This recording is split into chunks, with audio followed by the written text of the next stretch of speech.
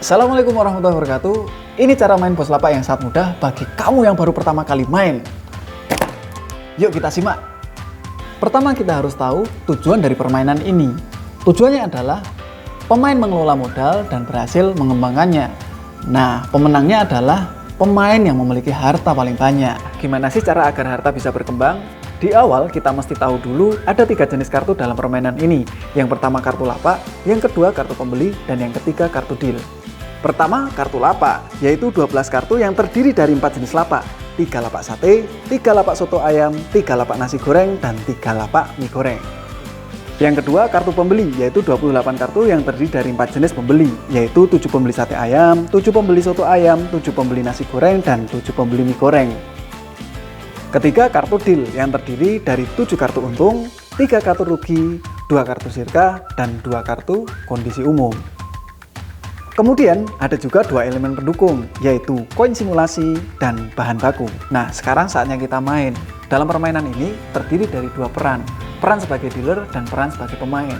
Yang pertama, dealer akan membagikan 1 kartu lapak untuk setiap pemain. Kemudian, dealer juga akan membagikan koin sejumlah 50 untuk setiap pemain. Setelah dealer membagikan kartu lapak dan modal, maka kemudian dealer akan membukakan kartu pembeli sejumlah 5 kartu.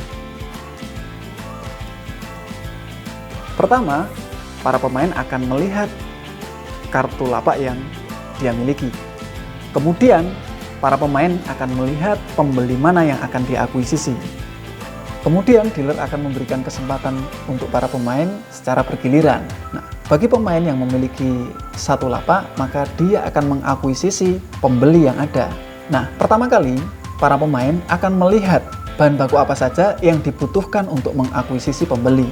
Apabila pemain memiliki lapak nasi goreng dan ingin mengakuisisi nasi goreng, maka dia harus melihat bahan baku apa saja yang ada di dalam pembeli tersebut. Nah, contoh di sini adalah pembeli membutuhkan cabai, ayam, dan telur. Maka pemain harus membeli bahan baku tersebut. Di sini ada 3 jenis bahan baku. Yang pertama adalah bahan baku telur dengan harga 5, bahan baku cabai dengan harga 5, dan bahan baku ayam dengan harga 10. Maka untuk mengakuisisi pembeli ini, pemain harus menyiapkan cabai, ayam, dan telur, yaitu cabai seharga 5, telur seharga 5, dan ayam seharga 10, sehingga total harus menyerahkan 20 untuk membeli bahan baku ini.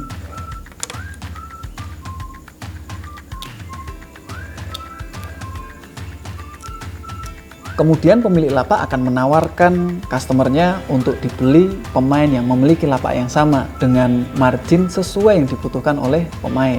Ya, karena pemain satunya ini memiliki lapak dengan nasi goreng dan di dalam lapak itu membutuhkan modal 20, maka pemain ini memberikan penawaran kepada pemain lain sebesar 30. Apakah terjadi deal atau tidak tergantung penawaran dari pemain lain. Apabila pemain lain menyepakati dengan harga 30, maka customer ini dan bahan baku akan berpindah kepada pemain yang menawarkan. Artinya pemain lain memberikan harta sebesar 30 untuk mengakuisisi customer pemain tersebut.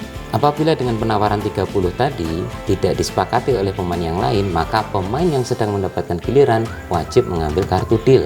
Maka apa yang terjadi dengan kartu deal tersebut adalah konsekuensi yang harus ditanggung oleh pemain yang sedang mendapatkan giliran. Mari kita buka. Dan ternyata pemain tersebut mendapatkan deal 50, artinya pemain ini mendapatkan customer dan mendapatkan uang sebesar 50 dari dealer.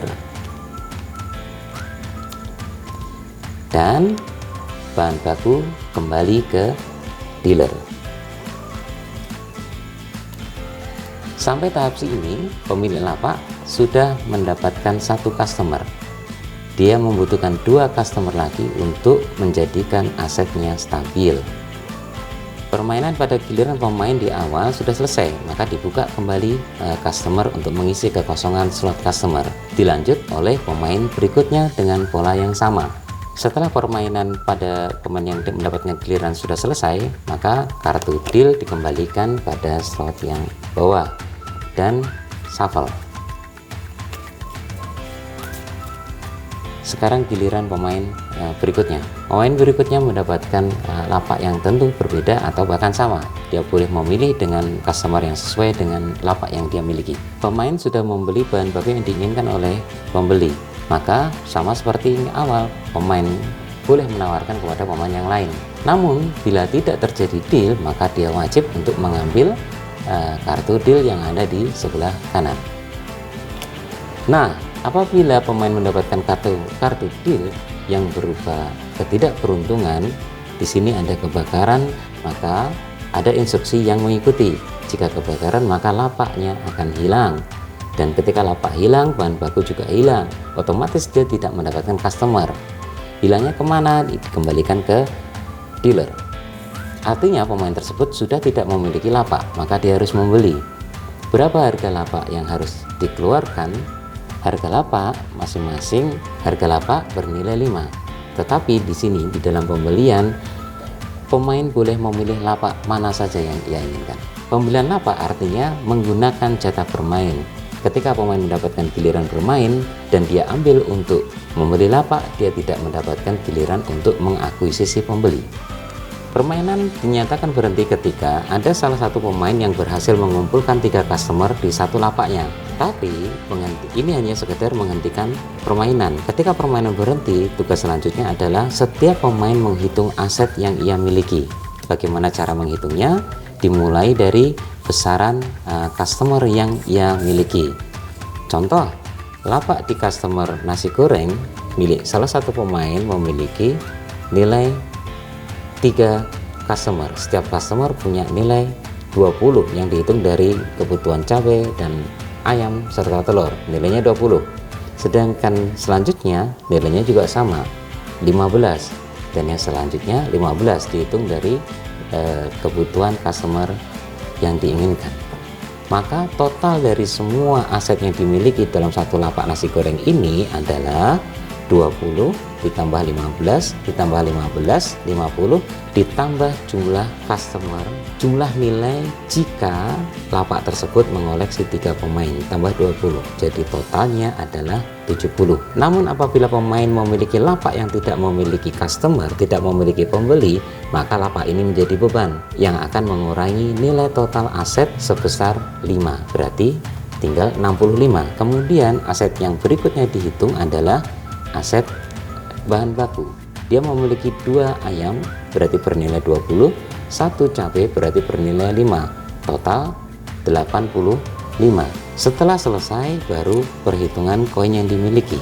Dia memiliki 100 yang berupa 4 koin 25, 1 koin 10 dan 3 koin 5. 110 tambah 15, 125 ditambah 85, berarti total kekayaan yang ia miliki adalah 210. Siapa pemenangnya? Adalah pemain yang memiliki aset paling besar atau memiliki kekayaan yang paling besar. Permainan ini menganggap bahwa seluruh elemen yang ada di dalamnya adalah elemen yang bisa diperjualbelikan, baik itu lapak, nilai lapak ditambah customer yang telah dimiliki, bahan baku, serta harta yang dikumpulkan. Selain itu, di tengah permainan, para pemain juga bisa mendapatkan kartu sirka. Dengan menggunakan kartu ini, dia bisa bekerja sama dengan pemain yang lain yang memiliki kartu yang sama. Modal sirkanya seperti apa? Bisa kerjasama modal, bisa kerjasama tenaga. Permainan selesai.